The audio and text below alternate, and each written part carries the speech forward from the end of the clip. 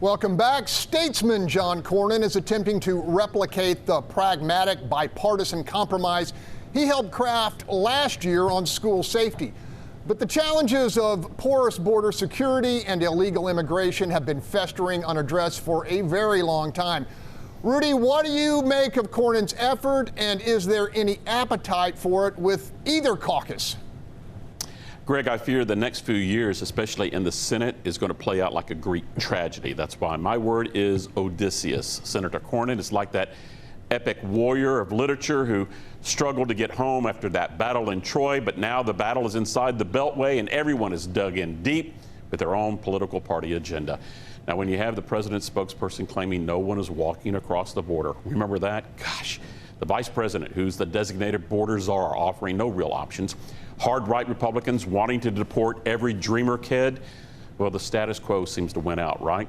Maybe it's going to take a ramp up of border busing programs in more cities, 2 more cities to get national conversations going, and maybe some more crossings out of Canada, which that's happening, right? That's happening right now. We're starting to see an uptick on that to get some type of comprehensive reform plan in place. But gosh, it's almost like battling a cyclops, right? Stephen, Americans have been bombarded with images from the border of folks literally just walking into their country. Beyond Texas, do you sense any urgent national demand for action?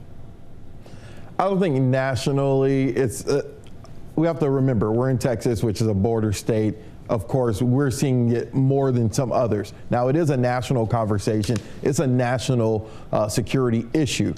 I said compromise because I think there could be some type of compromise. But as Rudy mentioned, this is a Congress that's now divided. The House is in Republican control, even though it's slim, and the Senate remains in Democrat control. But I think, and this just may be being optimistic, that this is one issue that there could be compromise, but I don't know if that compromise will be such a landmark decision that will actually make a real change on the border. Okay, guys, on the debt ceiling, Cornyn calls President Biden's spending unsustainable and irresponsible. Rudy, how will this game of chicken play out? I fear it's going to end up with us chickens who are trying to cross the road getting run over or fried. We're going to get more from the Democrats, their dog whistle blowing of they're coming for your Social Security, like the cry from the right. They're coming for your guns. And in the end, what I think we're going to see is a funding plan that's going to get passed and a debt level going up, growing without any real reductions. Greg? All right, Stephen, if there is any consensus to be found in Congress these days, it seems to be focused on the dual threat of China and Putin. What do you make of Cornyn's warning that we are not sufficiently strapped up as a nation for a major conflict?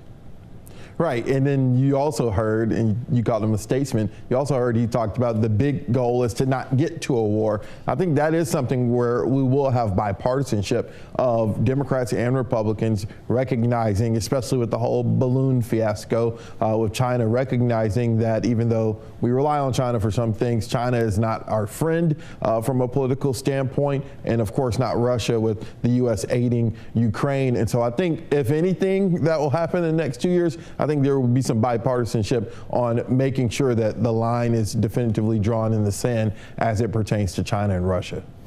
Okay, Rudy, you talk to a lot of regular folks. Is the potential threat posed by China and Putin, for that matter, even on the radar for most Texans? My mama noticed it. I think that the balloon did catch a lot of attention for the average person. We all saw it. It wasn't a theatrical threat from anyone. We saw it. But the next crisis is going to be a new windstorm. A price hike is going to come. And that eventually is going to cause the next distraction. So I don't think that this balloon crisis is going to float over into the next election cycle. Quickly, guys, do you think Cornyn is not going to run for another term? Stephen? I think he won't. Rudy? I think that this is it. I think that he wants to go out on top, get a win, and then come home. All right, let's leave it there. To see this interview and others, go to our Fox Station's YouTube pages. And continue the conversation with us on social media. Next week on Texas The Issue Is, we tackle the debate over school choice. We'll have that next week. Be sure to let us know what you think the issue is.